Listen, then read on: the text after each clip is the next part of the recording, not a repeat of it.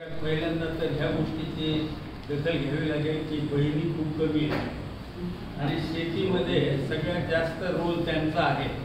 तरीही दुर्दैवानं महिलांची संख्या खूप कमी आहे, परंतु आहे हे महत्त्वाचं आहे.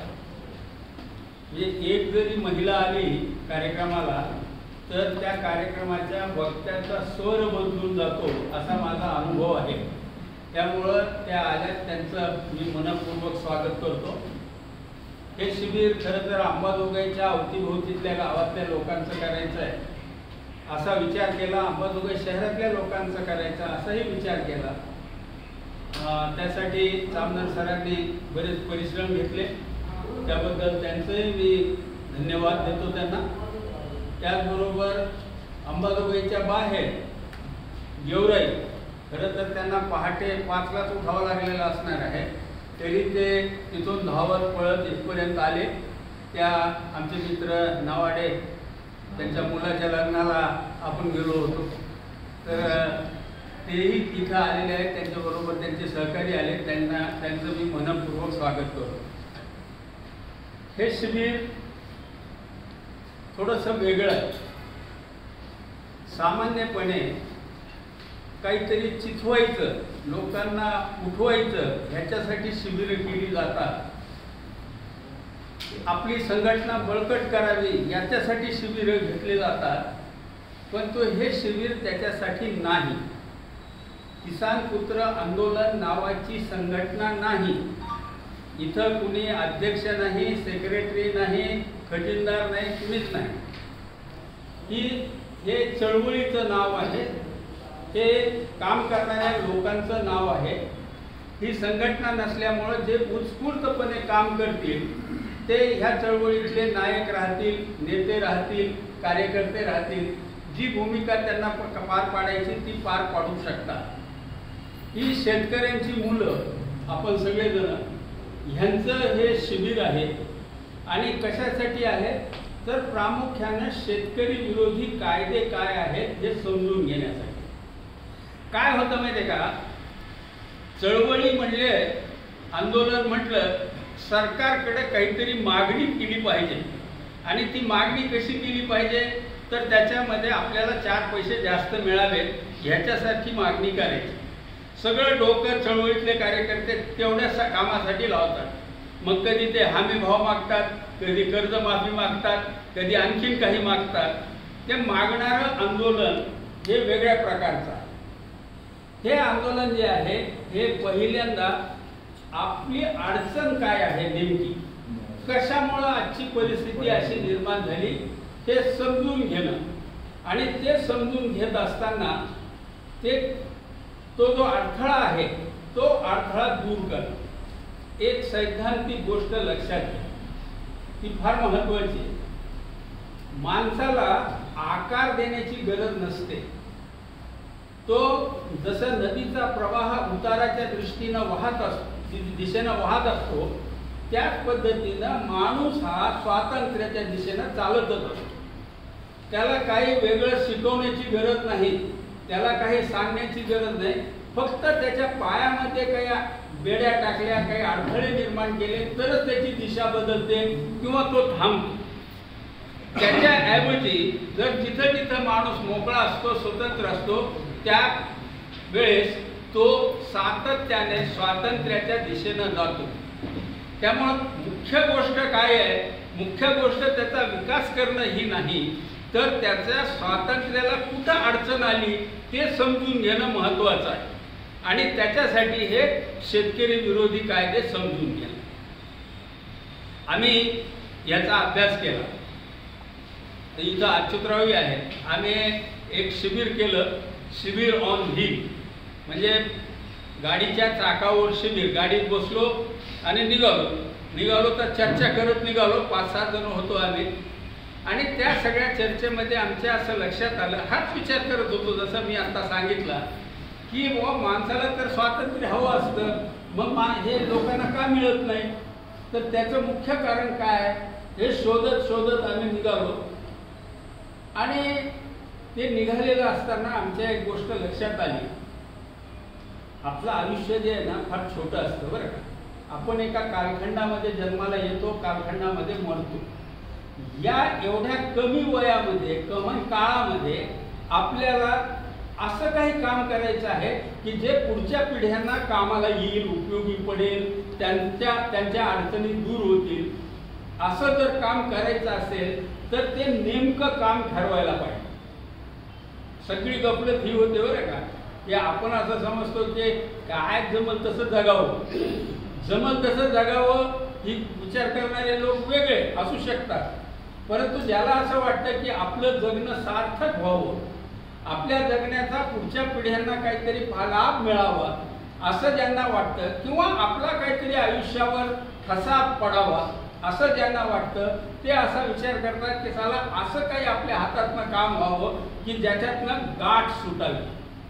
समाजामध्ये एक गाठ असते, ती गाठ मोकळी करणं ह्याच्यासाठी सगळेजण धडपडत असतात. ही गाठ गांधीला कळली एकेकाळी, शिवाजी महाराजांना कळली एकेकाळी, महात्मा ज्योतिबा फुलेंना कळली एकेकाळी. ह्या लोकांना गाठ समजली आणि ती गाठ उकलण्याचा त्यांनी प्रयत्न केला. जेवढी गाठ ढिली झाली तेवढा समाज पुढे गेलेला आहे. आजच्या काळातली गाठ कोणती, असा प्रश्न ज्यांना त्यांना आपल्याला विचारावा. की हे एवढं झालं ना तर मोकळं होते सगळं, दुसरे प्रश्न सुटायला लागतात. अशी कोणती गाठ आहे? मधल्या काळामध्ये शरद जोशींनी शेतीमालाचा भाव ही गाठ आहे हे लक्षात आणून दिलं 80च्या दशकामध्ये, आणि म्हणून त्या काळामध्ये ती चळवळ एक निर्णायक टप्प्यापर्यंत गेली. पण 80चा काळ आणि आजचा काळ ह्याच्यामध्ये जमीन आसमानचा फरक. जमीन आसमानचा फरक म्हणजे काय? 80च्या काळामध्ये मला इथं बरेच लोक दिसतात की जे 80च्या काळामध्ये तरुण होते. त्या काळामध्ये साधा मोबाईल नव्हता, कॉम्प्युटर नव्हता. याच्या काळामध्ये ते आलं. त्याचा अर्थ काय होतो हे मी नंतर दुपारच्या सत्रामध्ये सांगणार आहे की हे बदल होणं म्हणजे नेमकं काय असतं. त्या काळामध्ये होल्डिंग किती होते? सगळ्यात महत्त्वाचा विचार करायची गोष्ट अशी की त्या काळामध्ये सरासरी होल्डिंग किती होते आणि आज सरासरी होल्डिंग किती आहे. आजचा आकडा हा माझा नाही, सरकारी आकडा असा आहे की आज सरासरी 2 एकर 2.5 एकर एवढं सरासरी होल्डिंग आज भारतामध्ये आहे.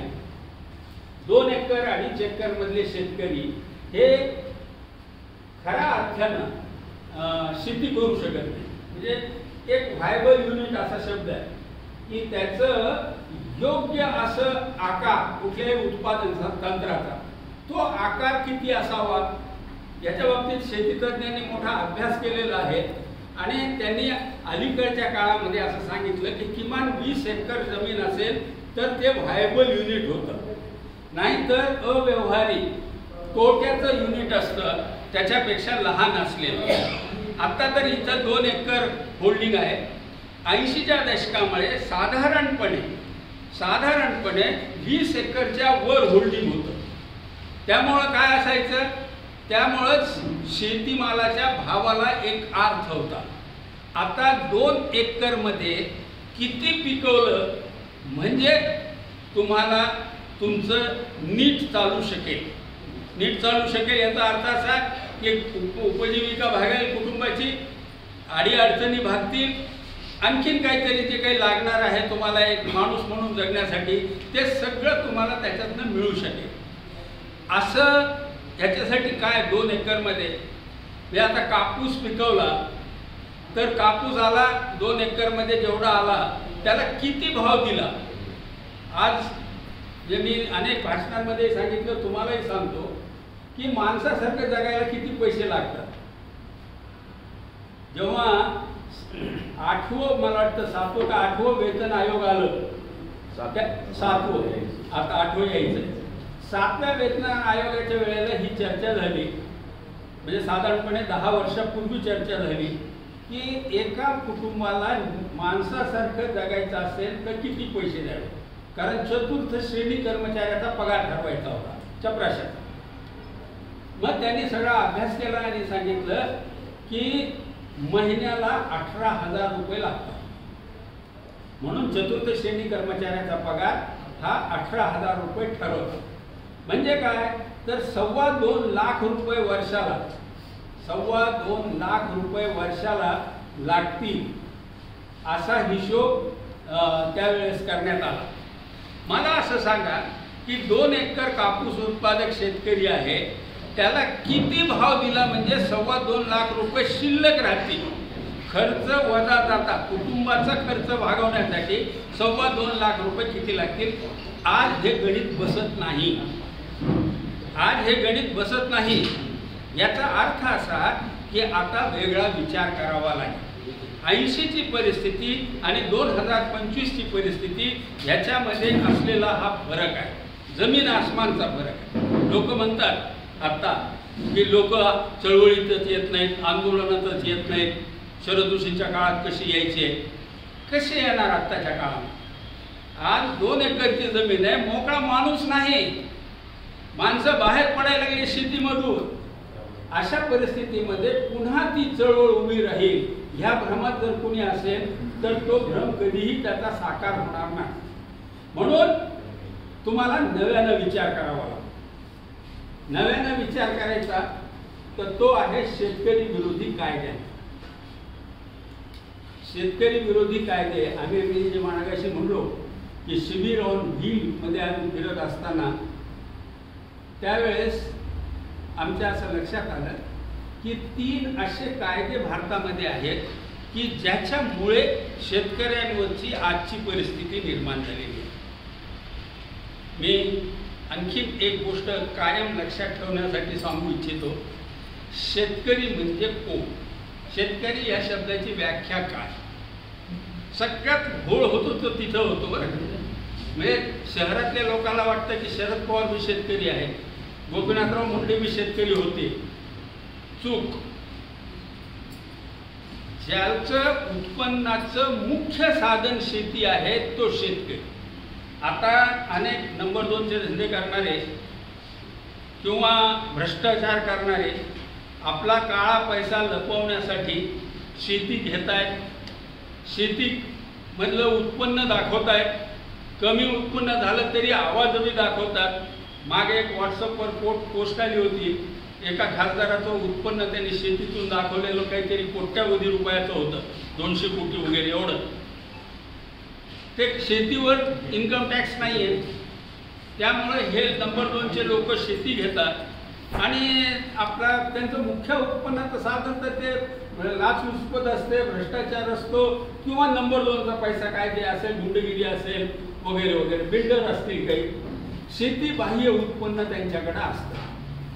शेतीबाह्य उत्पन्न ज्यांच्याकडे आहे असे लोक ह्यांना शेतकरी व्याख्येमध्ये बसवता येत नाही.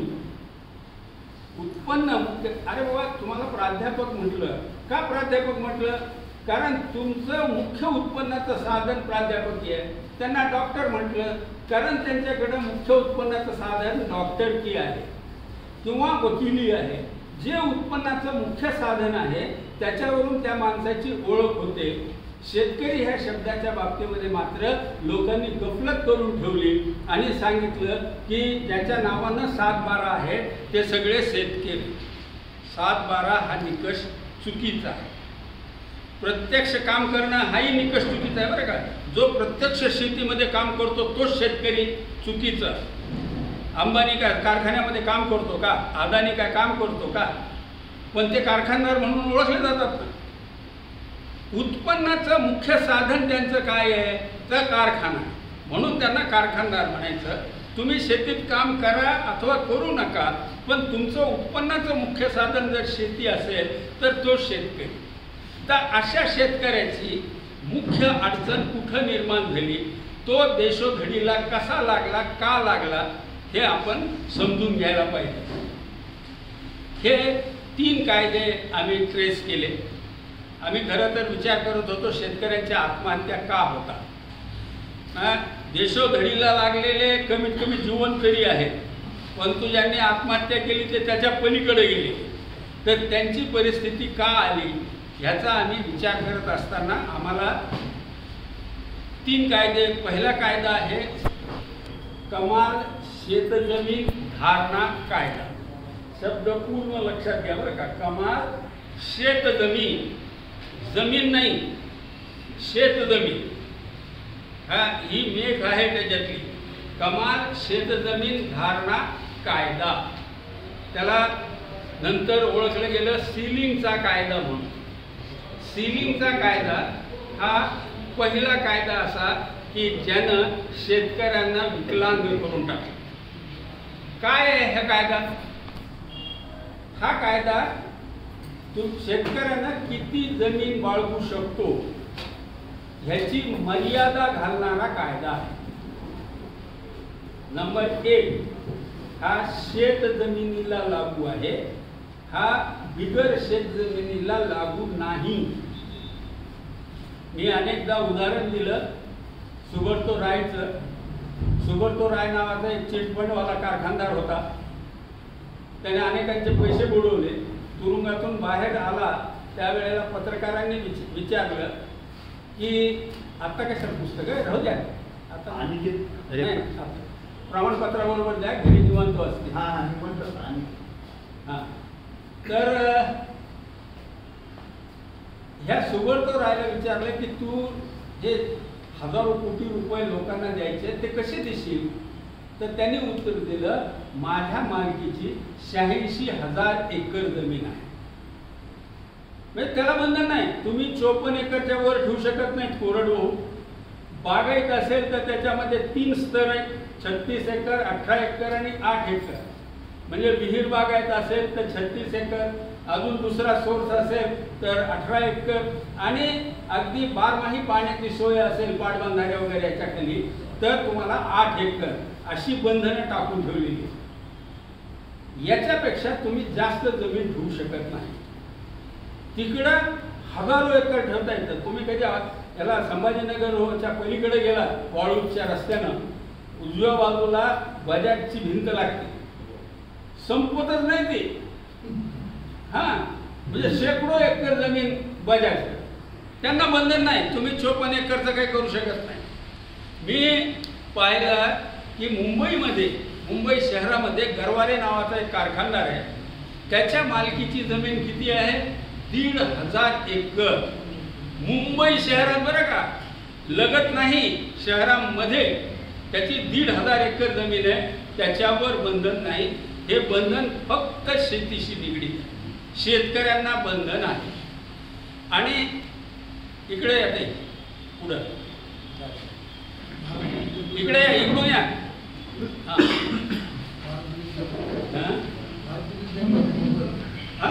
भारतीय विद्यापीठ अनेक पुढाऱ्यांच्याकडे हजारो एकर जमीन आहे त्यांच्या संस्थांच्या नावाने, त्यांना बंधन नाही. हे जे बंधन आहे हे केवळ शेतकऱ्यांना आहे. हे सिलिंग कायदा जो आहे तो पक्षपात करणारा कायदा आहे. आपल्या घटनेमध्ये मगाशी सरांशी बोलत होतो, कायद्यासमोर सगळे समान आणि सगळ्याला समान कायदा. म्हणजे सगळ्याला जर समान कायदा लागू करायचा तर कारखानदारांना मोकळीक दिली आणि शेतकऱ्यांना मात्र बंधन टाकले. असा हा पक्षपात कसा करता येतो? हा पक्षपात ह्या कायद्यानं केला. दुसरी गोष्ट काय केली ह्याने की हजारो एकर जमीन कारखानदारांकडे, आमचे डावे मित्र जे आहेत ना, कम्युनिस्ट वगैरे लोक, ते शेतकऱ्यामध्ये जमीनदार तयार होतील वगैरे अशी भीती दाखवतात. पण कारखानदारांकडे हजारो एकर जमीन आली, त्याच्याबद्दल ब्र काढत. ही चालाकी समजून घ्या, कोण कुणाचे हितसंबंध सांभाळते. तिसरी गोष्ट अशी की या कायद्यामुळं काय परिणाम झाला?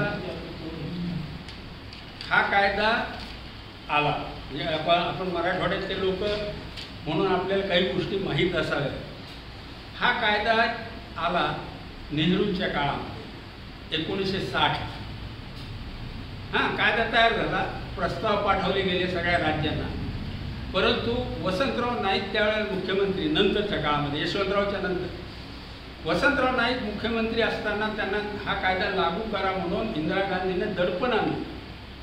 पण त्यांनी अजिबात लागू केला नाही, दाबून ठेवलं. त्यांचा वाद झालेला आहे, इंटरनेटवर तुम्ही शोधलं तर तुम्हाला लक्षात येईल की इंदिरा गांधीचा आणि ह्यांचा वसंतराव नाईक यांचा वाद झाला.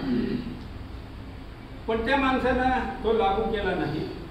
आणीबाणीच्या काळामध्ये शंकरराव चव्हाण मुख्यमंत्री असताना आपल्या मराठवाड्याचे हा कायदा लागू करण्यात आला आणि तो अत्यंत कठोरपणे लागू करण्यात आला. लक्षात घ्या, आपण जे काय म्हणतो ना की आपला माणूस आपल्या जवळचा माणूस, तसं काय नसतंय. जो जास्त जवळचा असतो त्याचा हात पुरत असतो गळ्यापर्यंत, त्याने बरोबर गळा दाबला. या मराठवाड्याचा मुख्यमंत्री म्हणजे मी पण त्या पापामधला भागीदार आहे, कारण आम्ही विद्यार्थी आंदोलन केलं आणि त्याच्यानंतर ते मुख्यमंत्री झाले होते. तर हा कायदा शंकरराव चव्हाणच्या काळात आणीबाणीच्या काळामध्ये महाराष्ट्रामध्ये अत्यंत क्रूरपणे लागू झाला. परिणाम काय झाला? परिणाम असा झाला की ज्या वेळेला 54 एकरचा होल्डिंग होतं, सगळ्यांचं नव्हतं पण ज्यांचं कोणाचं होतं, त्यांना 4 लेकरं झाली. ते झाले 12.5 एकरवाले. त्यांना दुसऱ्या पिढीमध्ये अजून लेकरं झाले, ते पुन्हा अल्पभूधारक झाले. अशा पद्धतीनं जमिनीचे तुकडे तुकडे तुकडे होत गेले आणि हे तुकडे प्रश्नोत्तर बोला ना काय आंदोलन. त्या काळामध्ये 3 घटक महत्वाचे होते बरं का. फार चांगला संदर्भ आठवण करून दिला ह्याने. काय झालं माहिती आहे का, रशियामध्ये क्रांती झाली, बोल्शेविक क्रांती. तिथं लेनिन आला आणि त्यांनी पहिला कार्यक्रम केला, त्याचं नाव दिलं भूसुधार. नाव फार चांगले देतात हे लोक. भूसुधार म्हणजे शेतकऱ्यांवर रणगाडे. तर शेतकऱ्यांवर रणगाडे टाकले आणि तिथली जमिनीचं राष्ट्रीयकरण केलं. त्यावेळेला आपल्या देशामध्ये घटना तयार होत होती, राज्यघटना. ती राज्यघटना तयार होत असताना काही लोकांनी आग्रह केला की आपल्या देशामध्ये सुद्धा आपण जमिनीचं राष्ट्रीयकरण करून टाकू. त्यावेळेला राजगोपालाचारी नावाचे एक नेते होते. ते भारताचे पहिले गव्हर्नर जनरल. गांधीजीच्या तोंडावर उलट बोलू शकतील असा माणूस होता ते. आणि गांधीजी तेवढंच त्यांच्यावर प्रेम करायचे. नंतर त्यांचं नातं पण झालेलं होतं. तर ते राजाजी यांनी विरोध केला आणि त्यामुळं तो कार्यक्रम थांबला, स्थगित झाला. त्यामुळं नाही तर त्याच काळामध्ये सगळ्या जमिनी काढून घेतल्या असत्या सरकारनं आणि वाटल्या असत्या. हे डोक्यामध्ये आमच्या डाव्या मंडळीच्या होतं, नेहरूंच्या होतं. तुम्हाला सांगतो की रशियन क्रांतीचा सगळ्या नेत्यांनी प्रभाव घेतला. जगामध्ये नवीनच घडत होतं त्या काळामध्ये. त्यामुळं आमच्या स्वातंत्र्य आंदोलनातल्या जवळपास सगळ्या नेत्यांवर त्याचा प्रभाव होता. फक्त एक अपवाद होता, तो म्हणजे गांधीजी. गांधीजीने काही लेनिनचा प्रभाव वगैरे घेतला नाही. गांधी आपल्या मार्गाने चलत राहिले. तो भाग वेगळा स्वतंत्र आहे. परंतु त्या बोल्शेविक क्रांतीच्या नंतर सगळ्यांना असे डोहाळे फुटले की आता जमिनीचं फेर वाटप केलं पाहिजे. राष्ट्रीयकरण तर झालं नाही, मग भूमिहीनांना जमिनी द्या. त्यासाठी 2 मोठ्या चळवळी आपल्या देशामध्ये झाल्या. पहिली चळवळ झाली ती तेलंगणामध्ये. तेलंगणामध्ये कम्युनिस्टांनी उठाव केला आणि सावकारांना मारलं, त्यांच्या जमिनी भूमिहीनामध्ये वाटल्या. त्याचा मोठा प्रभाव होता त्या काळात. आणि त्याच काळामध्ये हे तेलंगण आंदोलन जे आहे ना, ते स्वातंत्र्याच्या अगोदरचं नाही, स्वातंत्र्याच्या नंतर झालेलं. आणि त्याच काळामध्ये विनोबा भावे यांनी भूदान आंदोलन केलं. भूदान आंदोलनामध्ये फरक एवढाच होता तेलंगणा आणि भूदानमध्ये.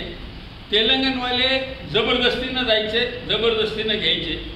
विनोबा भावे म्हणले अरे जबरदस्ती कशाला करता, गुढी गुलाबीनं घ्यायची. आणि म्हणून विनोबा जाऊन त्यांना नमस्कार करून त्यांना विनंती करायचे, त्यांचं हृदय परिवर्तन करायचे. बऱ्याच लोकांनी, हजारो लोकांनी आपल्या जमिनीतला वाटा हा भूमिहीनांना दिला. पण ह्या दोघांचा हेतू काय होता? जमिनी वाटा.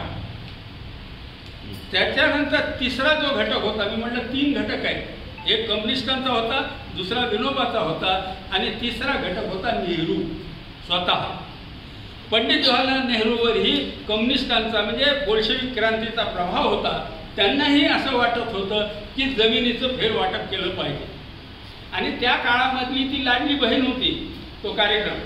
आता जसं लाडल्या बहिणीला पैसे वाटून मतं घेतात ना, तसं त्या काळामध्ये जमिनी वाटून मतं घेण्याची पद्धत होती. आणि म्हणून जमिनीच्या वाटपाचा कार्यक्रम झाला. जमिनीच्या वाटपाचा अर्थ काय? जमिनीच्या वाटपाचा अर्थ असा की तुम्ही दारिद्र्य वाटणं, शेती नफ्याची हूल द्यायची नाही आणि शेतीमध्ये लोकांना अडकून ठेवायचं. जास्त लोकांना अडकून ठेवण्याचा मार्ग काय? तर जमिनीचे तुकडे करा, म्हणजे जास्त लोक त्याच्यामध्ये राहतील. म्हणून जमिनीमध्ये त्याच्यानंतर आला तो कुळ कायदा. मोठी गंमत आहे बरं काय आपल्या देशामध्ये. कुळ कायदा आला पहिल्यांदा. कुळ कायदा म्हणजे काय? कसेल त्याची जमीन, म्हणजे भूमिहीनांना जमिनी वाटतात. म्हणजे एक ते कम्युनिस्ट, दुसरे विनोबा भावे, तिसरे सरकार स्वतः आणि कार्यक्रम काय? तर भूमिहीनांना जमिनी द्या. कायदा आला. आता त्याच्या कायद्यापुढं तर कुणाचं शहाणपण चालत नाही. मग त्यांनी जमिनी कुळांच्या नावानं लागायला लागल्या. आता झालं ना बाबा, कुळ कोण होते? भूमिहीन होते. मग भूमिहीनांना जमिनी मिळाल्या ना, काम संपलं होतं? नाही. पुन्हा निवडणुका आल्या आणि पुन्हा निवडणुकीच्या तोंडावर सिलिंगचा कायदा आला. अरे एकदा तुम्ही जमिनी भूमिहीनांना देऊन टाकल्यानंतर परत सिलिंगचा कायदा का आला? कोणते भूमिहीन राहिले होते? जे शेतीमध्ये काम करणारे, एकतर ते बिचारे मजूर होते, हे वहिवाटदार होते, काम करणारे होते, त्या ज्यांचं कुळ त्या शेतीवर अवलंबून असायचं ते होते. त्यांना तर सगळ्याला कुळ कायद्यानं जमिनी दिल्या होत्या. तरीही सिलिंगचा कायदा आला.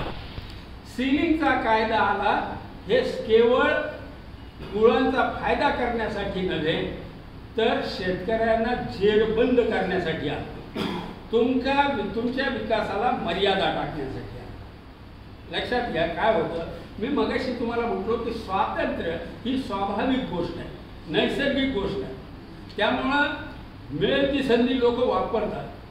परंतु ह्यांनी काय केलं?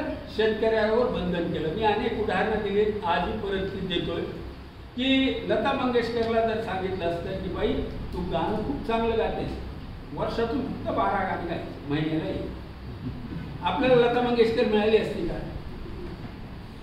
सचिन तेंडुलकरला सांगितलं असतं की तू खेळतोच चांगला, पण 54च्या वर मग काढायचे नाही रन. 54 म्हणजे सिलिंग. आम्हाला बी 54 करतो, तुला बी 54 करतो.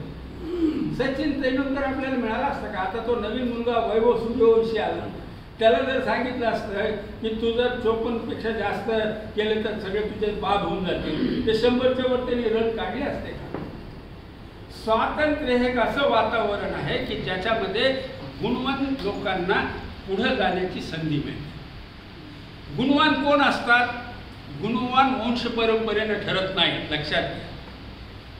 म्हणजे ज्या वेळेला फक्त आकाशवाणी होती, रेडिओ, त्यावेळेला मुठभर लोकच टी व्हीवरचे याच्यावर रेडिओवर यायचे, लता मंगेशकर, मोहम्मद रफी, अमुक तमुक. परंतु ज्या वेळेला टी व्ही आला आणि आता तर काय सोशल मीडिया आला, आता लाखो करोडो गायक तुमच्या डोळ्यासमोर दिसतात. कोणी थांबत नाही. सरकारनं नियंत्रण केलं की मक्तेदारी तयार होते, काही मुठभर लोकच पुढे जातात. परंतु सरकारचं नियंत्रण हटलं की मग प्रगती होते. तुम्हाला सांगतो की नारायण स्वामी नावाचा एक इंजिनियर आहे, त्याचं इन्फोसिस नावाची मोठी कंपनी आहे. त्याला जर आपण असं सांगितलं की अरे बाबा तू खूप चांगलं काम करतोस, पण 54 कॉम्प्युटरच्या वर ठेवायचं नाही, आम्हाला 54 एकरची मर्यादा आहे, तुला बी 54 कॉम्प्युटरची मर्यादा. इन्फोसिस तयारच होऊ शकलं नसतं. 54च्या वर केलं की आम्ही काढून घेऊ तुझं उत्पन्न. तुम्हाला ह्या कायद्यातला एक बारकावा सांगतो. मी ते पुस्तक आणले, कुणाला बघायचं असेल तर जरूर बघा. त्या कायद्यामध्ये अशी तरतूद आहे की तुमच्याकडे 54 एकरपेक्षा जास्त जमीन आली तर तुम्ही स्वतःहून जाऊन सांगायची सरकारला, कलेक्टरला की माझ्याकडे जास्त जमीन आली बाबा, घेऊन टाक. आणि जर तुम्ही हे केलं नाही तर तुम्हाला 3 वर्षाच्या तुरुंगवासाची शिक्षेची तरतूद त्या कायद्यामध्ये केली. काय ह्यांनी सांगायचं. आता मी तुम्हाला होतो की मकरंद डोईजड आहे ना आपला, त्याचा प्रॉब्लेम असा आला की त्याचे चुलते, मला वाटतं चुलते वारले आणि त्यांना वारस नाही. तो कोल्हापूरकडचा, तिथं 8 एकरचं सिलिंग आणि मयत जे आहे ते त्यांच्याकडे 5 एकर जमीन होती. त्यांचा वारस आता मकरंद आहे, ज्याच्याकडे 8 एकर जमीन. 8 एकरच्या वर जमीन त्या चुलत्याची जमीन कुणी करायची? आता कुणाच्या नावे करायची? त्याला वारस तर नाही. नाव येणार आहे मकरंदचं, नाही करता येत. कायदा सांगतो असा की तुला 8 एकरच्या वर जमीन ठेवता येणार नाही. 8 एकरच्या वरची जमीन तू सरकारला दिली पाहिजे. म्हणजे त्या मामाच्या नावाची जमीन स्वतःच्या नावानं करा आणि स्वतः नेऊन सरकारला जमीन देऊन टाका. हा उलटा धंदा आहे. ह्या कायद्यानं इतकं नुकसान केलं तुम्हाला सांगतो. आपल्या जालन्याकडं जायकवाडीचा टेलचा भाग आहे, शेवटचा भाग. तिथं पाणी येणार आहे तुम्हाला धरणाचं. लोकांच्या जमिनी काढून घेतल्या, वाटून टाकल्या सिलिंगमधल्या जमिनी आणि आजपर्यंत त्या जालन्याच्या त्या भागामध्ये पाणी आलेले. हे कायदा जो आहे तो लोकांना असं बांधून ठेवणार. सिलिंगच्या कायद्यानं राजकीय फायदा सत्ताधाऱ्यांचा झाला. महाराष्ट्रामध्येच 4.5 लाख एकर वगैरे जमीन निघाली. पण आता पुढचा मुद्दा खूप लक्षपूर्वक बघा. काय झालं? ज्या लोकांना सिलिंगमध्ये जमीन मिळाली त्याचं पुढं काय झालं? ते शेतीवर आहेत का?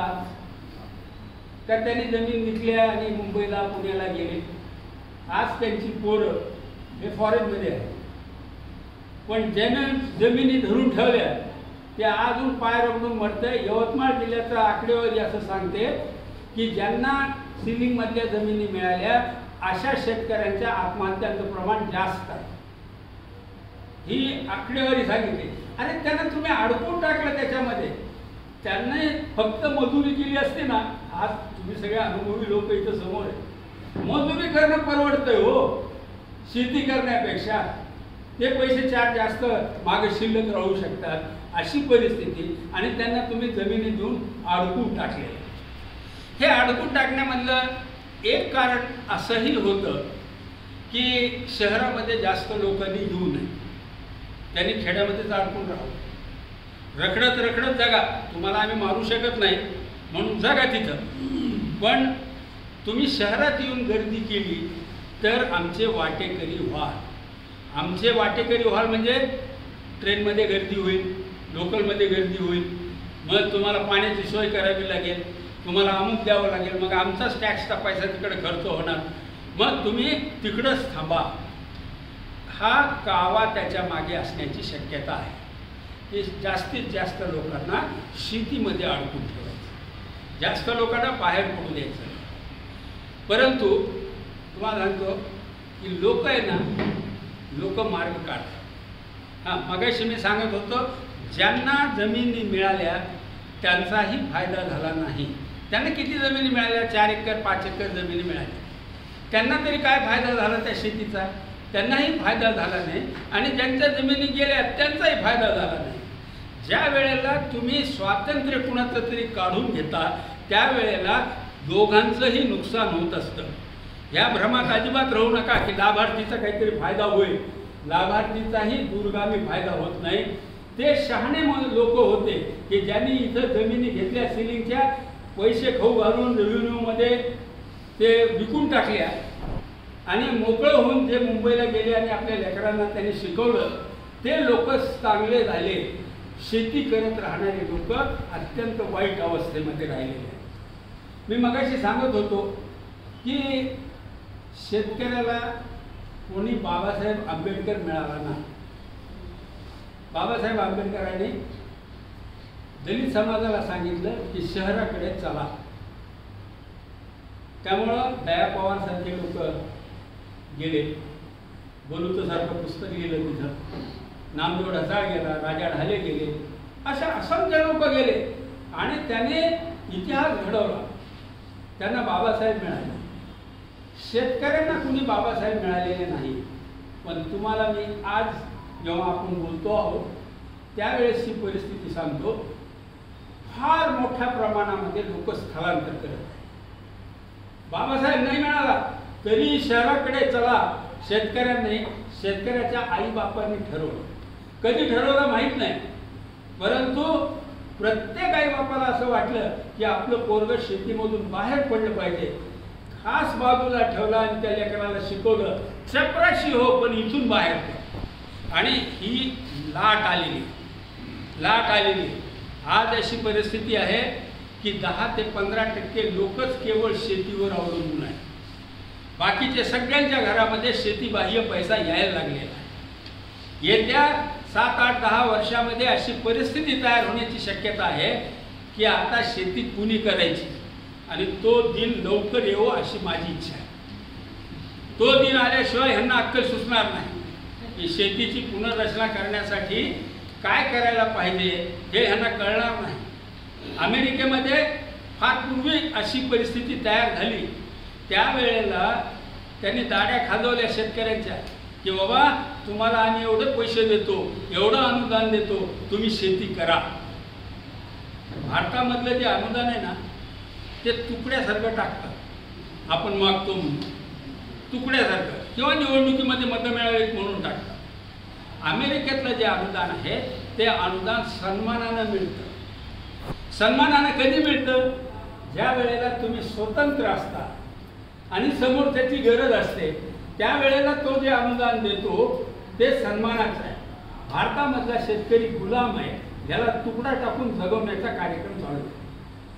हा सिलिंगचा कायदा, या सिलिंगच्या कायद्यानं आपल्या देशाचं खूप मोठं नुकसान केलं, पिढ्या नाचवल्या.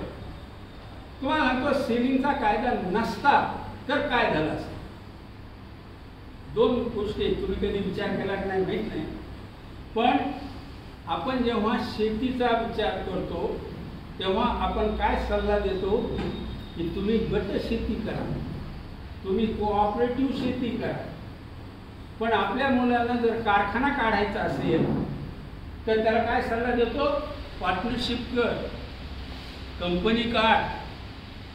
अरे तुम्ही बघा ना, शहरामध्ये कंपन्या आहेत, पार्टनरशिप आहे, कॉन्ट्रॅक्ट होतात तिथं. आणि शेतीमध्ये काय आहे, लईच क्रांती केली मानव लोक. तर ते काय करतात, गट शेती करा, समूह शेती करा.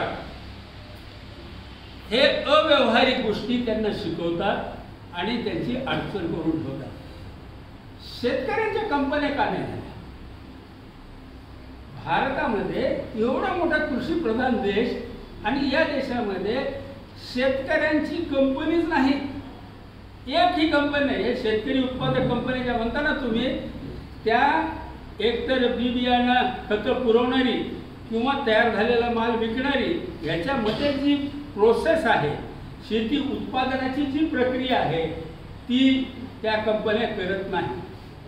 जगामध्ये अमेरिकेत, ऑस्ट्रेलियामध्ये, अनेक देशांमध्ये शेतकऱ्यांच्या कंपन्या, आणि ह्या कंपन्या मोठमोठ्या आहेत.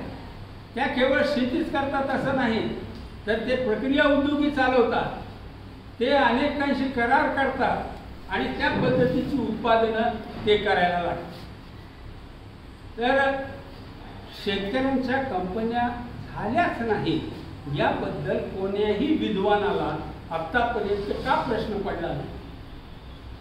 याचं कारण असं आहे की त्यांना तुम्हाला असंच ठेवायचं आहे, त्यांना तुम्हाला पुढे जाऊ द्यायचं नाही आहे, तुम्हाला स्पर्धेमध्ये उतरू द्यायचं नाही आहे. जे लोक इंडियाचे आहेत, इंडिया म्हणजे कारखानदारी क्षेत्रामधले, लुटारूच्या व्यवस्थेमधले, त्या लोकांच्या निकष जे आहेत ते वेगळे आणि आमच्यासाठी निकष वेगळे. हा पक्षपात केला आणि त्याच्यामुळं शेतकरी नाही. कंपन्या होण्याचं महत्त्वाचं कारण सिलिंगचा कायदा. जर कोणाला कंपनी करायची, आपल्यापैकी समजा आपण ठरवलं कोणीतरी की आता आपल्याला एखादी कंपनी करूया, तर ते काय करेल? 8 एकरची कंपनी करेल, 10 एकरची करेल, 50 एकरची करेल. अरे एक इन्फोसिस सारखा कारखाना आहे, त्यानं जर ठरवलं की आपल्याला कंपनी करायची आणि 2 कॉम्प्युटर आणले आणि कंपनी झाली, असं नाही होत. त्याचंही एक युनिट असतं. तर ते युनिट कोणतं? तर इन्फोसिसमध्ये जवळपास 10,000 कॉम्प्युटर आहेत. शेतकऱ्यांची कंपनी करायची असेल तर 10 एकर आणि 15 एकरची कंपनी चालणार नाही. 200 एकरची, 500 एकरची, 1000 एकरची अशा कंपन्या कराव्या लागतील. जगामध्ये 5-5 हजार एकरच्या कंपन्या आहेत. ऑस्ट्रेलियामध्ये सगळ्यात मोठ्या कंपन्या आहेत. 5-5 हजार एकर होल्डिंग असते. आमच्याकडं सीलिंग कायद्याने हे बंधन टाकलं. सीलिंग कायदा फक्त शेतकऱ्याला लागू आहे असं समजू नका. शेतकऱ्यांच्या कंपन्यालाही तो लागू आहे. कंपनी ही एक व्यक्ती आहे कायद्याच्या परिभाषेमध्ये. तर त्या कंपनी या नावाच्या व्यक्तीला सुद्धा ते एक बंधन आहे. त्या सीलिंग कायद्यामुळं आमच्याकडं शेतकऱ्यांच्या कंपन्या होऊ शकल्या नाही. सीलिंग कायद्याने शेतीमध्ये प्रतिभा संपन्न लोकांना यायला अडथळा केला. कसं असतं माहिती आहे का, मोकळं असलं ना तर गुणवान माणसं तिकडे आकर्षित होतात. शेती जी आहे ना, मला स्वतःला असं वाटतं बरं का, की जसा एखादा चित्रकार एखादा असतो तो चित्र काढू शकतो, तसं शेतीसुद्धा ही एक अशीच कला आहे की जे काही लोक करू शकतात. सबके बस की बात नाही. आत्ता जे शेतकरी म्हणून आहेत ना, त्यांचं नाविलाज आहे म्हणून ते शेतकरी. पण शेती हा चॉईसचा विषय नाही असायला. आज तो कंपल्शनचा विषय झालेला, सक्तीचा विषय झालेला आहे, आवडीचा विषय राहिलेला नाही. जेव्हा तुम्ही स्वातंत्र्य देता तेव्हा तो विषय सक्तीचा न राहता आवडीचा होऊन जातो. आणि मग जे कोण प्रतिभावान या क्षेत्रातले असतील ते लोक शेतीमध्ये येतील. पण लाख प्रतिभा आहे आणि तुम्हाला ते सिलिंगचा कायदा, आवश्यक वस्तू कायदा, हे कायदा ते कायदा असेल तर ते कशाला लोक त्याच्यामध्ये येतील? ते येणारच नाही, ते दुसऱ्या क्षेत्रात जातील. म्हणून सिलिंगनं केवळ एवढंच नाही, नंबर 1 पक्षपात करणारा कायदा आहे. नंबर 2 यांनी प्रतिभावंतांना मारलं. नंबर 3 याच्यामध्ये दारिद्र्याचं वाटप झालं. आणि नंबर 4 जे आहे ते आहे की शेतीमध्ये गुंतवणूक करण्याला अडथळा. लक्षात घ्या की परदेशी गुंतवणूक FDI वगैरे आपण ऐकतो ना, कुठे येते होती? ती येते कारखानदारीमध्ये. शेतीमध्ये कुणी गुंतवणूक केली असं कधी ऐकलं का? कसं करणार? तुम्ही 2 एकरवाले, आपण तुम्हाला पैसे दिले तर परत येते ह्याची खात्री नाही. हां, मग तुम्हाला तर कोणी पैसे देणारच नाही. 2 एकर 4 एकरच्या तुकड्यांनी मोठा फटका जो बसला तो असा की शेतीमधली गुंतवणूक थांबली. गुंतवणूक ही गोष्ट कुठलाही व्यवसाय पुढे नेण्यासाठी फार आवश्यक असते. आपली गुंतवणूक आहे ना, कुठून होतं माहिती आहे का? सहकारी बँकेतून. ती सरकारनं कायदा केला म्हणून की बाबा पीक कर्ज द्यायचं असतं किंवा अजून चिटूक त्यांचे धंदे, पाईपलाईन, अमुक तमुक खतं हे त्यांना विकायचे आहेत म्हणून तुम्हाला गुंतवणूक करायची. ते त्यांच्यासाठी, तुमच्यासाठी नाही. ही गुंतवणूक जी आहे नाविलाजाची, सक्तीची आहे. पण उत्स्फूर्त जर गुंतवणूक व्हायची असेल, भारतामध्ये ना शेती एवढं चांगलं वातावरण जगात कुठंच नाही. इथं हवामान वेगवेगळे आहे, इथं जमिनीचे प्रकार वेगवेगळे आहेत. म्हणजे तुम्हाला म्हणतं की आपले हे दासोपंत आहेत ना इथले, हे डॉक्युमेंटेशनमध्ये तज्ज्ञ माणूस होता, लिहून ठेवायचा. त्याने एकदा बसला आणि लिहायला लागला जमिनीचे प्रकार किती. आपले दासोपंत 108 प्रकारच्या जमिनीची नावं त्या माणसाने लिहिली. मलाही माहीत नव्हतं. एक जण PhD करत होता, त्यांनी मला ती यादी पाठवली आणि म्हटलं की हे दासोपंतांनी केलेली यादी आहे, ह्याचं थोडंसं डिटेल. आपण म्हणतो ना चिबड जमीन, अमुक जमीन, ते तसं चिबड लिहिलेलं त्यांनी. चिबड जमीन म्हणजे नेमकी कशी जमीन, असे हे जे सगळे प्रकार आहेत ते तपशील तुम्हाला सांगतो. मी अनेक तज्ज्ञांना, आता आमच्याबरोबर श्रीरंगराव मोरे सारखे ज्येष्ठ लोक होते, अशा अनेक वयस्क लोकांना विचारलं. ते जास्तीत जास्त 20-22 पर्यंत जायचं. 108 प्रकारच्या जमिनी आमच्या भूभागामध्ये, म्हणजे आपल्या अंबाजोगाईच्या परिसरामध्ये आहेत. भारतामध्ये किती प्रकार असतात? जमिनीचे विविध प्रकार आहेत, म्हणजे वेगवेगळा क्रॉप पॅटर्न आपल्याकडे उभा राहू शकतो. आपल्याकडे हवामान वेगवेगळ्या प्रकारचं आहे.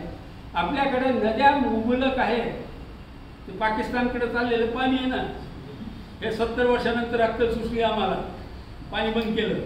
आधीच केलं असतं आणि रस्त्याने इकडे लावलं असतं कच्छमध्ये किंवा आपल्या मराठवाड्याकडे वाटवलं असतं पाणी, किती बरं झालं. पण ती अक्कल नाही आली. ते बरं सांगितलं होतं कलामनी नदी जोड प्रकल्प करा म्हणून, पण ते नाही केलं. पाणी मुबलक आहे आमच्याकडं, हवामान चांगलं आहे. शेती करण्यासारखं जगामध्ये नंदनवन जर कोणतं असेल तर ते भारत. परंतु इथला शेतकरी सगळ्यात गरीब, आत्महत्या करायला निघाले. म्हणजे केंद्रेकरच्या अहवालानुसार 1 लाख लोक मराठवाड्यातले असे आहेत की ते आत्महत्येच्या उंबरठ्यावर उभे आहेत. इतके लोक. ही परिस्थिती का आली? कारण हे कायदे नसते ना, तर काही परिस्थितीमध्ये आता आहे ना, त्यांना तुमची भीती वाटत नाही. हो, शेतकऱ्यांची भीती सरकारला वाटत नाही. त्याचं कारण असं आहे की तो विकलांग झाले. नैसर्गिक आपत्ती आली की शेतकरीच कोसळतो. का कोसळतो? कारण अगोदरच त्याला मारलेलं आहे. हो, थोडं बी वार आलं की ते कोसळणारच आहे. अगोदर मारून ठेवलेलं आहे ना, हे कायदे असे करून विकलांग करून टाकलेलं आहे. तर हा एक कायदा असा आहे. दुसरा जो कायदा आहे तो आहे आवश्यक वस्तू कायदा. आवश्यक वस्तू कायदा हा केंद्राचा कायदा आहे. सीलिंगचा कायदा हा राज्याचा कायदा आहे. आवश्यक वस्तू कायदा आला कसा, त्याचा इतिहास बघा. 1945ला दुसरं महायुद्ध झालं. त्याच्यात इंग्लंड सामील होता. भारताचा काही संबंध नाही, भारत वसाहत होता इंग्लंडचा. इंग्लंड सामील झाला. उद्या पुन्हा युद्ध होऊ शकतं बाबा, मग सैन्याला खायला काहीतरी व्यवस्था करा. काय व्यवस्था करावी? तर त्यासाठी एक कायदा केला की सैन्याला अन्न पुरवठा करण्यामध्ये अडचण येऊ नये यासाठी 1946 साली ब्रिटिश सरकारनं, इंग्रजांच्या सरकारनं एक अध्यादेश काढला. ऑर्डिनन्स, अध्यादेश. अध्यादेश आणि कायदा म्हणजे ऑर्डिनन्स अँड लॉ ह्याच्यामध्ये काय फरक आहे? छोटा फरक आहे. ऑर्डिनन्सला मुदत असते, 1 वर्षासाठी, 2 वर्षासाठी, त्याला मुदत नमूद केलेली असते. ऑर्डिनन्समध्ये तोही कायद्यात असतो, परंतु त्याच्यात मुदत असते. आणि लॉमध्ये अशी मुदत नसते. हां, काही कायद्यांमध्ये आता टाकली त्यांनी सनशाईन, खूप छान शब्द आमच्या पिलाडे सरांनी वापरलेला. हां, इकडे या, आशा तुम्हाला इकडे या.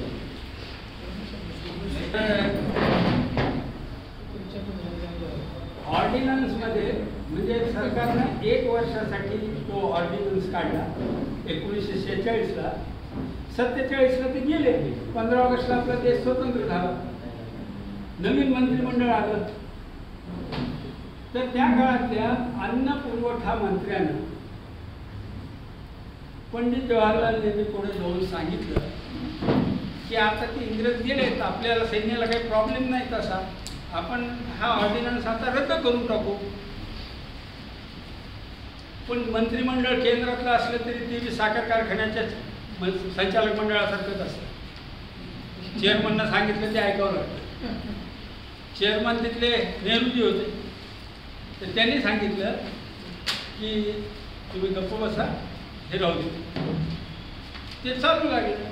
ते दर वेळेला येऊन त्याला सांगायचं बाबा हे आता बंद झालं ना, आता कशाला पाहिजे. त्यावेळेला 1 वर्ष असं, आता नेमकं वर्ष मला आठवत नाही, 1 वर्ष असं होतं की त्या वर्षी सरकारनं बंधन बाजूला केले होते. रॅशनिंग सुद्धा बंद केली होती. आणि रॅशनिंग बंद झाल्याबरोबर त्या वर्षी सर्वात जास्त उत्पादन झालं शेतकऱ्यांचं. आणि ते म्हणे का रे, अन्नधान्याचा प्रश्न आपण असा सोडू शकतो ना? ते म्हणे राहू द्या. तो अन्न पुरवठा मंत्री 1954ला मेला. तो मेल्यानंतर पहिल्या 3 वर्षामध्ये आपल्या संविधानामध्ये आपल्यापैकी किती जणांनी संविधान वाचलं असा प्रश्न मी विचारणार नाही, अवघडच आहे. नाही फार बोर आहे वाचायला. ते काय कादंबरी आहे काय ते पाहिजे तेवढं बघायचं समजायचं. पुस्तक घेऊन वाचत बसलं तर तसं नाही म्हणणार, ते कंटाळायचं. ते पण कमीत कमी बघून तर घ्यायला पाहिजे आपल्या देशाचं संविधान. तर हे संविधान आहे. या संविधानामध्ये शेवटच्या भागामध्ये अनुसूची किंवा परिशिष्ट असं दिलेलं आहे. त्याच्यातल्या 7व्या परिशिष्टामध्ये काय लिहिलेलं आहे? राज्याने काय करायचं, केंद्रानं काय करायचं आणि दोघांनी मिळून काय करायचं, हे 3 याद्या दिलेल्या आहेत. बरं की पहिल्यांदा दिले केंद्र सरकारने काय करायला पाहिजे, तर त्याच्यामध्ये त्यांचे 87 काहीतरी कलम दिलेले त्यांना अधिकार. नंतर राज्याने काय करायचं त्याचे काहीतरी 47 काहीतरी आहे आणि दोघांनी मिळून काय करायचे त्याचे 50-60 जबाबदारी. ह्याच्यामध्ये 33 नंबर सामायिक यादी दोन्ही राज्य केंद्राने काय करायचं याच्यातल्या 33 नंबरवर काही मजकूर होता तो पूर्णपणे काढून टाकण्यात आला. कधी? तो अन्नमंत्री मेलाय आणि संधी मिळाल्याबरोबर घटनेमध्ये हा बदल केला आणि त्याच्यात काही शेतीमाल टाकला आणि त्यांनी सांगितलं की ह्याच्यामध्ये केंद्र सरकार हस्तक्षेप करू शकते.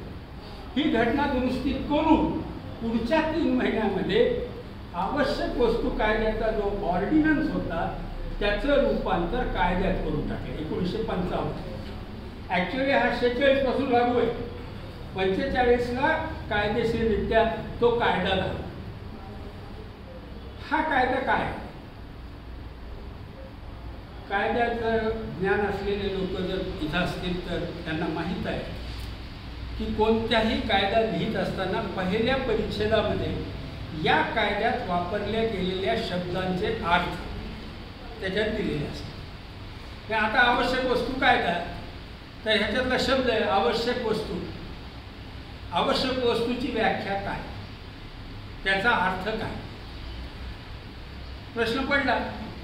त्या प्रस्तावनेमध्ये तुमच्याकडे कायदा पण आणलेला आहे. आवश्यक वस्तूंचा कायदा कुणाला बघायचा असेल तर ते बघता येईल. पहिली गोष्ट तर हे लक्षात घ्या बरं का, आवश्यक वस्तू कायदा आहे, जीवनावश्यक वस्तू नावाचा कायदा नाही. आवश्यक वस्तूच आहे. तर आवश्यक वस्तू कायदा ह्या कायद्याच्या पहिल्या परिच्छेदामध्ये त्यांनी व्याख्या दिलेली आहे अशी, आवश्यक वस्तू म्हणजे सरकारला वाटेल ती वस्तू. लिहिलेलं आहे जगातला एकमेव कायदा असा आहे की ज्याच्यामध्ये व्याख्या करायची. सरकारला वाटेल ती वस्तू म्हणजे आवश्यक वस्तू अशी व्याख्या लिहिलेला हा कायदा. हा कायदा लागू झाला. या कायद्याने काय केलं म्हणजे का, या कायद्यानं सरकारला काही अधिकार दिले. कोणते अधिकार दिले तर पहिली गोष्ट अशी, कोणत्या वस्तूचं उत्पादन करायचं नाही करायचं ते ठरवण्याचा अधिकार, केलेल्या वस्तूचं उत्पादन कुठं विकायचं नाही विकायचं त्याचा अधिकार, किती साठा करायचा त्याचा अधिकार आणि सरकारनं ते निर्णय म्हणून घ्यायचा तो अधिकार. असे अनेक अधिकार सरकारला ते दिले. राज्यबंदी करण्याचा अधिकार, जिल्हाबंदी करण्याचा अधिकार, हे जे सो कॉल्ड बंद्या आहेत त्या सगळ्या बंद्या करण्याचा अधिकार या आवश्यक वस्तू कायद्यामुळे सरकारला मिळालेला आहे. आता आवश्यक वस्तू कायद्यामध्ये किती आहेत आवश्यक वस्तू? आज जवळपास 2000 वस्तू आवश्यक वस्तू कायद्यामध्ये नमूद आहेत. फक्त शेतीमाल नाही, हे लाईटचे बल्ब वगैरे आहेत का, ही आवश्यक वस्तू हा शेतीतले अनेक गोष्टी आहेत पण केवळ शेतीतले नाहीत. लाईटचे वायर आहेत, अजून बी बियाणं आहे, अजून काय काय वस्तू त्याच्यामध्ये टाकलेल्या आहे. ही आवश्यक वस्तू ठरवतं कोण आणि ते कसं त्या यादीमध्ये जातं, तर त्या मंत्रालयामध्ये अन्न आणि प्रक्रिया जी काही मंत्रालय आहे, अन्न मंत्रालय, त्या मंत्रालयामध्ये एक विभाग आहे. त्या विभागात तो निर्णय केला जातो की आज कांद्याला आवश्यक वस्तूमध्ये टाक. हे काही पार्लमेंटमध्ये चर्चा करून करतात का? नाही. तो एक सेक्रेटरी लेवलचा अधिकारी असतो, तो आणि मंत्री ते मिळून एक ऑर्डर काढतात. फक्त एवढंच असतं की ती ऑर्डर पार्लमेंटमध्ये म्हणजे संसद सदस्यांना माहिती करून द्यायची असते. मी बापूसाहेब काळात त्यांच्याबरोबर काम केलेलं आहे. ते खासदार असतात. तर मला असं लक्षात आलेलं होतं त्यावेळेला की बापू जेव्हा पार्लमेंटचं सेशन संपून यायचे ना, तर एवढं तरी कागदाचा बंडल भारत त्यांच्याबरोबर असतं. एवढे रोज 8 दिवसाला नाही, रोज एवढे कागदांचं ते सगळं, कोणाचे अहवाल आहेत, कोणाचे रिपोर्ट आहेत, कोणा मिटिंग्स आहेत, अमुक आहेत, तमुक आहेत, ते सगळं त्याच्यात असायचं. रोज एवढं आणायचं. आता त्या खासदारांना कुठं हुडकायचं ते आवश्यक वस्तूचा कागद कुठं लिहवलं? कुणाला माहीत नसतं बरं का खासदारांना कोणती वस्तू आवश्यक झाली, कोणती काढली, कोणती टाकली, काय नाही. पण कायदेशीररित्या त्यांना ते माहीत करून दिलेलं. हे असा सगळा कारभार आहे. या आवश्यक वस्तू कायद्याने काय परिणाम केला, तर सगळ्यात मोठा परिणाम असा की ह्याच्यामुळं लायसन्स, कोटा, परमिट, राज. पेट्रोल आवश्यक वस्तू आहे, मग पेट्रोल पंप कुणाला द्यायचा? सरकार ठरवेल. सरकार ठरवेल म्हणजे कोण ठरवेल? विमलताई मुदळाला मिळतं कारण त्या स्वतःच आमदार होत्या. पापा मोदीला मिळतं कारण ह्यांची वर आता सध्या अजित पवारशी संबंध. अशा सगळी लिंक आहे. हे कुणाला ह्याच्या गैराला मिळत नाही. तिकडे कुणीतरी आहे ते गोपीनाथ मुंडेशी संबंध होता, मिळालेला आहे. आवश्यक माणसांना, आवश्यक सगळे लायसन्स जे आहेत ते राजकीय भगलबच्च्यांना दिले जातात कारण त्यांच्या राजकारणासाठी ते आवश्यक आहे. आपण जे म्हणतो ना की ही राजकीय संस्कृती इतकी भ्रष्ट कशी झाली, अरे पोचलीच नाही अशा कायद्यावर. आवश्यक वस्तू कायद्यावर ही सगळी राजकीय व्यवस्था आपली पोचली गेली.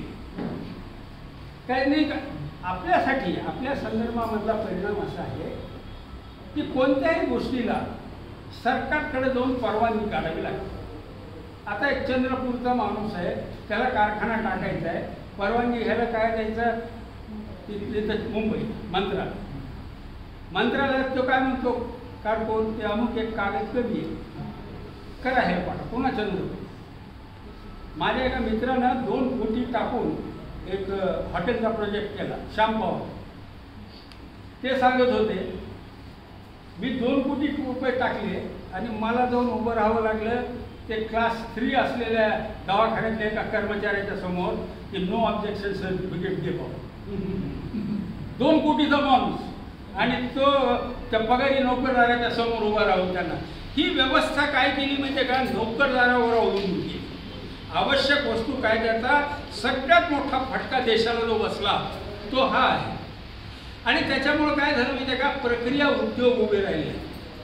प्रक्रिया उद्योग उभे राहिले नाहीत म्हणजे किसान पुत्रांना रोजगार स्थानिक पातळीवर मिळणं बंद झालं. म्हणून तुम्ही करोनामध्ये बघितलेलं असेल की हजारो लाखो लोक मुंबईहून दिल्लीहून आपल्या गावाकडे निघालेले आहेत. हे का? त्यांच्या अवतीभोवती का रोजगार नाही निर्माण झाला? त्याचं कारण हे आवश्यक वस्तू कायदा आहे. यांनी नोकरशाहीला असं बळ दिलेलं आहे की ते पैसे. तुम्ही बघा ना, राजधानीच्या अवतीभोवती इंडस्ट्रियलायझेशन झालेलं दिसतं.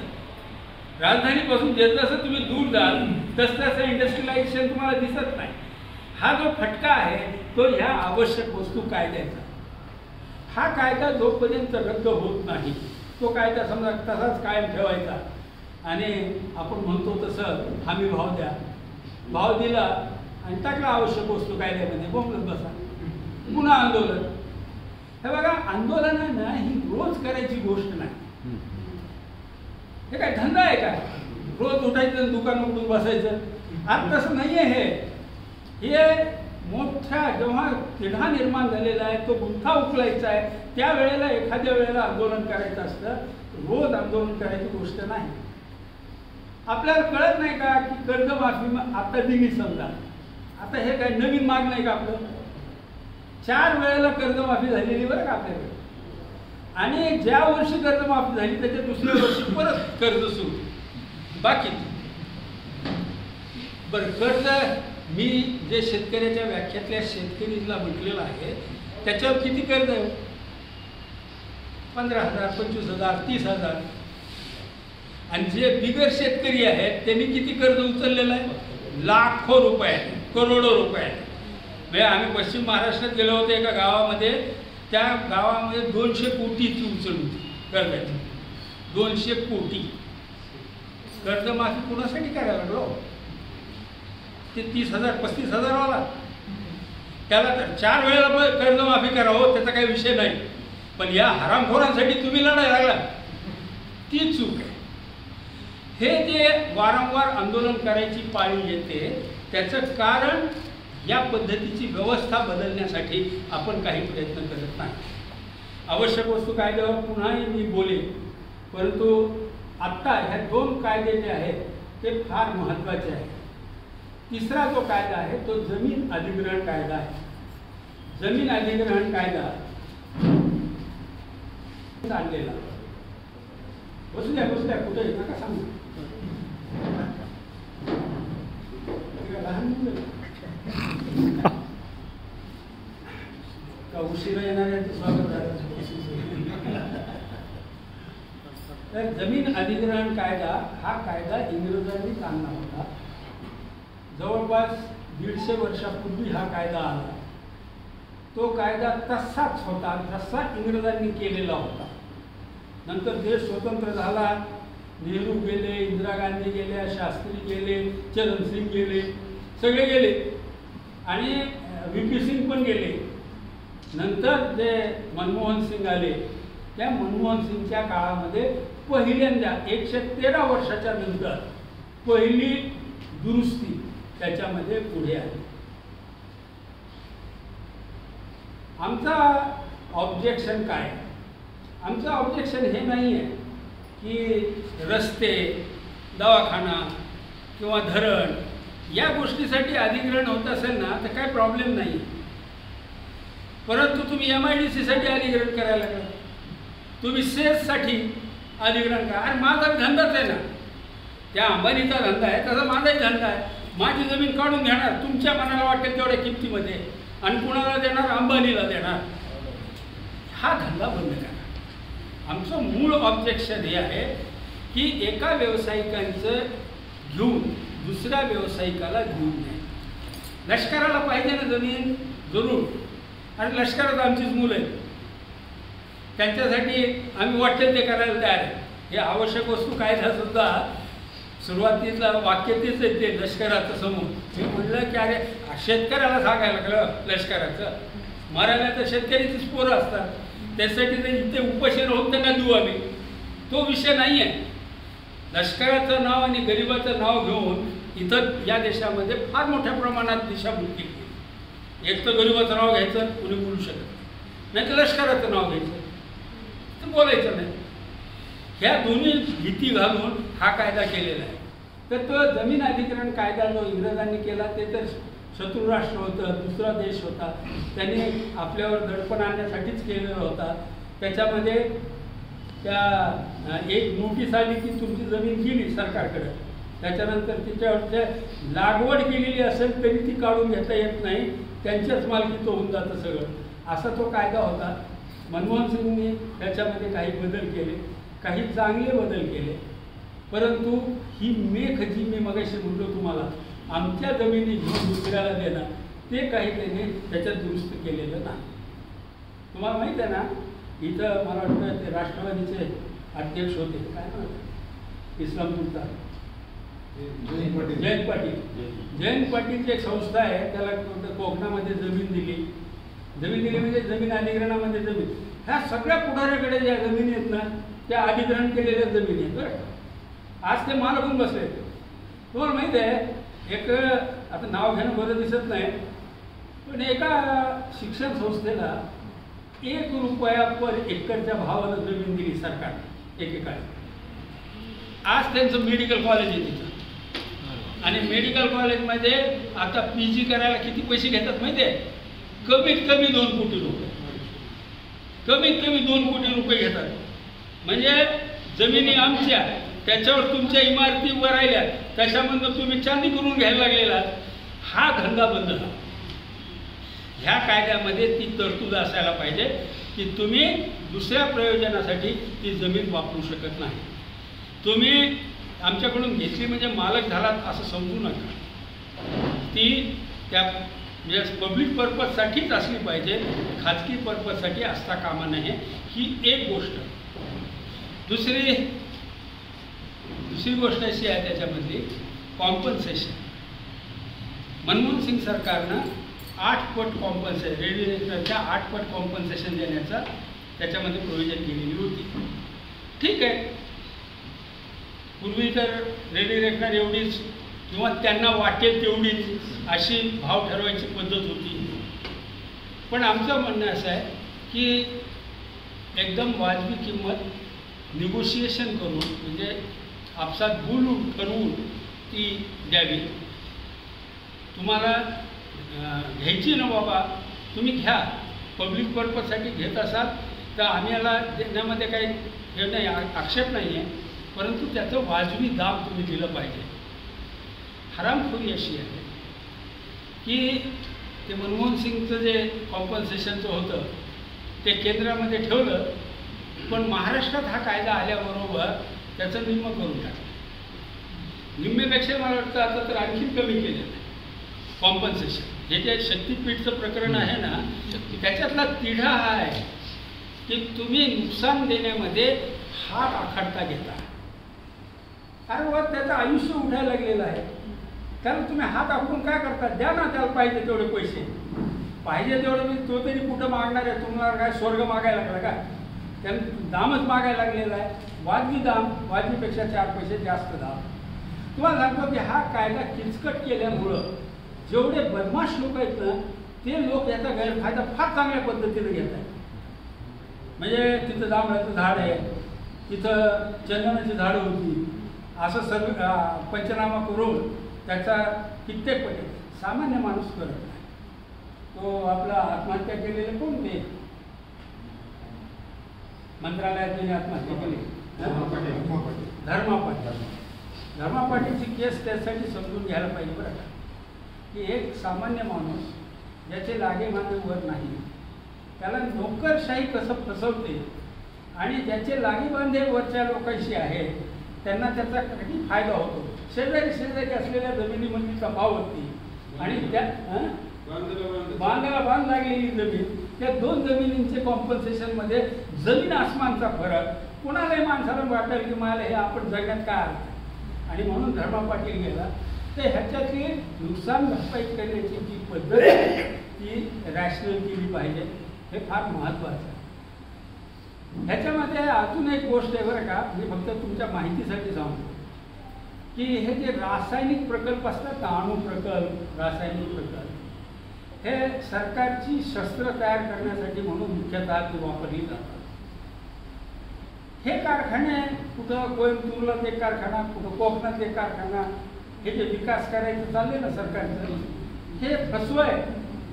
अमेरिकेनं काय केलं? एक 0 पॉईंट केला, एक एरिया नोटिफाय केला. जसा समजा आपल्या भारतामध्ये कच्छ आहे, कच्छच्या रणामध्ये काही पिकत नाही.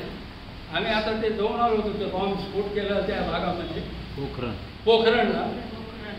बघाल तिथपर्यंत नजर जाते, झाडं झुडपही नाहीत, उडणारा पक्षी दिसत नाही, जनावरं नाहीत. असा मोठे प्रदेश आपल्या देशामध्ये आहे. ह्या प्रदेशामध्ये हे कारखाने टाका, पाण्याची कमतरता ना, पाणी आणा, समुद्रातून प्युरिफाय करून आणा, द्या तिथं. कुठं बी जायचं आणि तिथं कोकणामध्ये कारखाना का? तेव्हा आमचं राजकीय संबंध. हे धंदे बंद केले पाहिजे. एक एरिया नोटिफाय करा, त्या नोटिफाय करणाऱ्या तिथल्या वस्तीतल्या लोकांना पुनर्वसन करा असतील तर, आणि त्या भागामध्ये एका भागामध्ये हे सगळे कारखाने कमीत कमी धोकादायक कारखाने जेवढे आहेत ते सगळे कारखाने तिथं टाका. तुम्ही भोपाळला कारखाना टाकला आणि मेले लोक, शेकडोनी हजारोनी लोक मेले, पिढ्या त्यांच्या बर्बाद झाले. हे बंद करायला पाहिजे. म्हणून एक एरिया नोटिफाय करणं हे महत्त्वाचं आहे. हे 3 कायदे इतके वाईट आहेत, हे टिकून कसे काय आहे? आपल्याला साधा प्रश्न आहे. किंवा मगाशी तुम्ही सांगितलं नाही, इक्वली फोर लॉच्या तत्वात सुद्धा बसत नाही.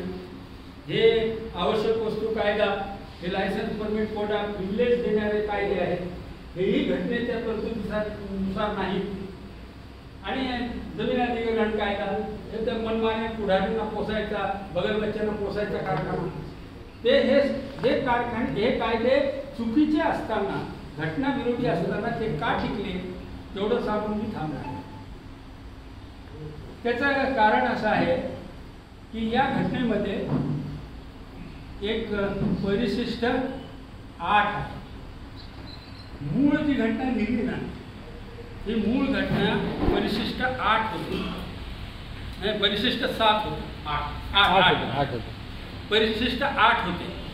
या 8 परिशिष्ट म्हणजे काय असते? इथे लिहिलंय की भारतामध्ये ह्या भाषा बोलल्या जातील, परिशिष्ट 4 बघा. भारतामध्ये हे राज्य आहेत, परिशिष्ट 1 बघा. किंवा राज्याचे केंद्राचे अधिकार कुठे आहेत, परिशिष्ट 7 बघा. असं मध्ये कुठंतरी आलेलं पुढं येतं. आपल्या घटनेमध्ये 9वं परिशिष्ट जोडलं. कधी जोडलं? हे परिशिष्ट जोडलं 18 जून 51. देश स्वतंत्र झाला 15 ऑगस्ट 47. 26 जानेवारी 1950ला आपण घटना स्वीकारली. 1.5 वर्षांनी 18 जून 51ला आपण पहिली घटना दुरुस्ती केली. आपल्याला हे माहीत असायला पाहिजे. थोडंसं गुगल सर्च केला किंवा AIला विचारलं की कोणत्या देशामध्ये पहिली घटना दुरुस्ती घटना स्वीकारल्यानंतर किती दिवसांनी झाली, तर तुम्हाला आश्चर्यकारक दिसेल. भारत हा एकमेव देश आहे की ज्याने 1.5 वर्षात घटना दुरुस्ती. अमेरिकेची पहिली घटना दुरुस्ती 74 वर्षाच्या नंतर झाली. 74 वर्ष. त्याच्यात बदल काय? हे तर ते पार्लमेंटमध्ये जे लोक होते ना, तीच घटना समिती होती आपली, त्यांनीच काल तयार केलेली घटना. आज म्हणजे नाही, त्याच्यात हा बदल.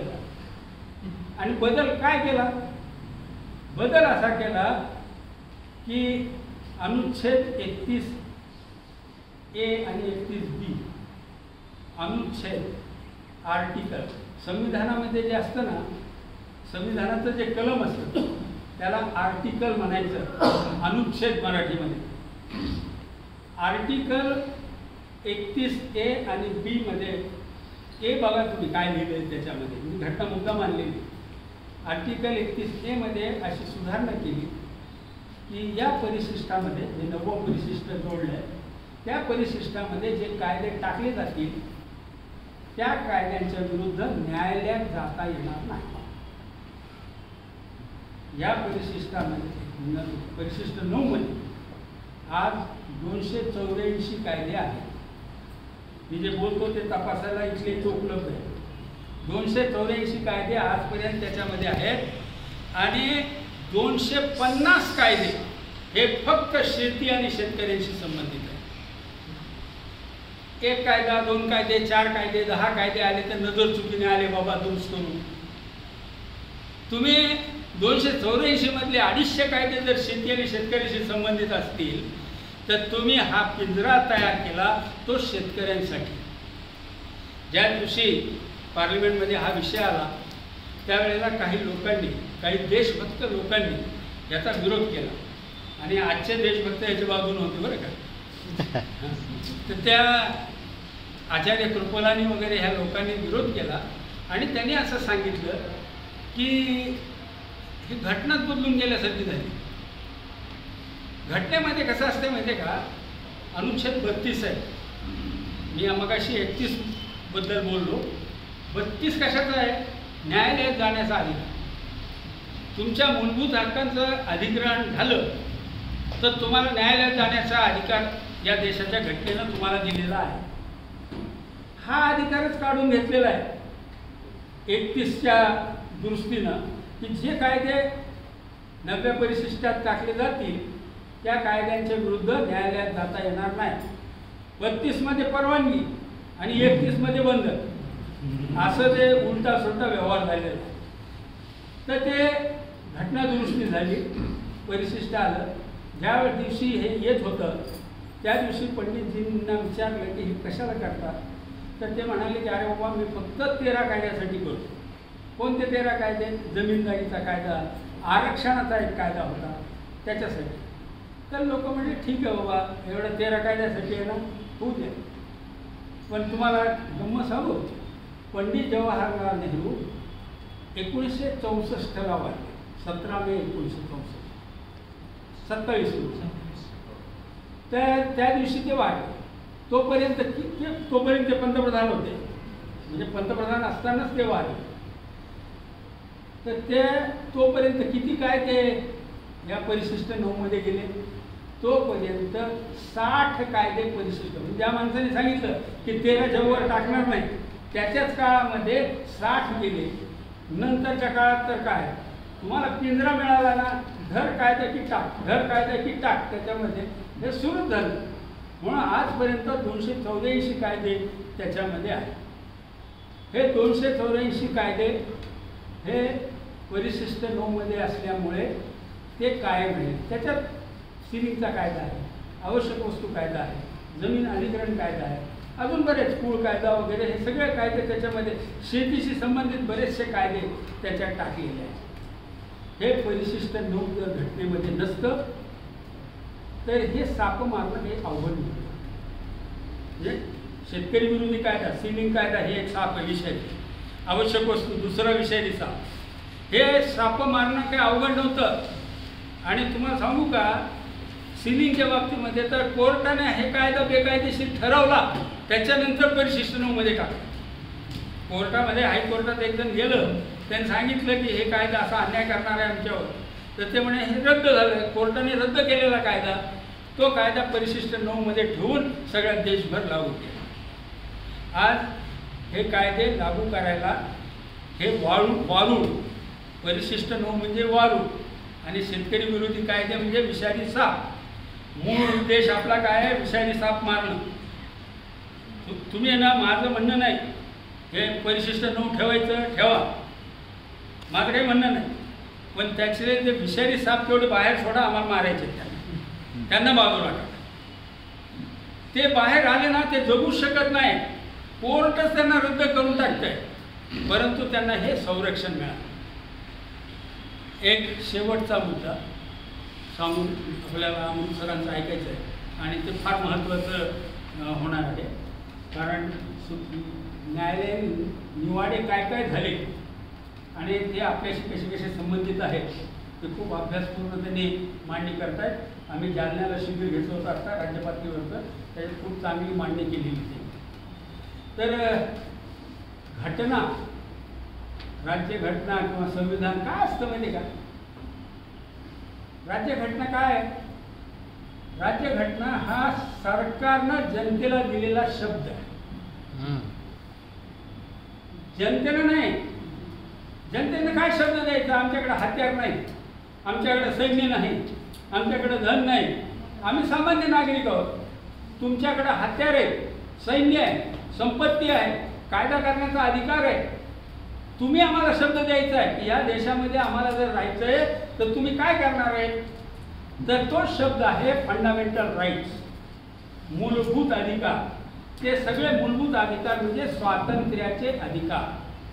तुम्हाला सांगितलं की तुम्हाला माणूस म्हणून जगते, तुमच्या जीविताची आम्ही हमी देतो. ते पहलगावमध्ये काय झालं ते सोडून द्या, पण आम्ही तुमची हमी, हा शब्द देणं, सरकारनं जनतेला दिलेला शब्द म्हणजे संविधान.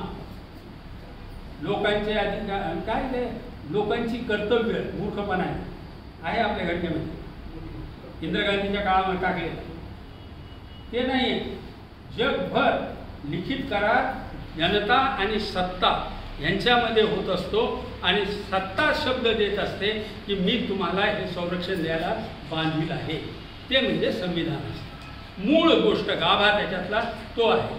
त्याच्यामध्ये तुम्हाला विकाय देते, आम्हाला विकाय दे हे असं नाही। सरकारचं दायित्व, सरकारची जबाबदारी याच्यामध्ये नमूद केलेली असते आणि तो शब्द धरणं हे काम कोणाचं असतं? कोर्टाचं असतं। कोर्टाने बघायचं की सरकार कुठं बदमाशी करायला लागली आणि त्यांच्यावर अंकुश ठेवणं, हे काम करण्याचं काम आपण न्यायालयाला सोपवलं। बाकीचे ते गोष्टी राहतील, परंतु या संविधानाचा आधार उपयोग आपल्यासाठी किती झाला हे आपण अमृतसरांच्या निवेदनामधून ऐकणार आहोत। थोडासा एक 5 मिनिटाचा गॅप घ्यायचा का?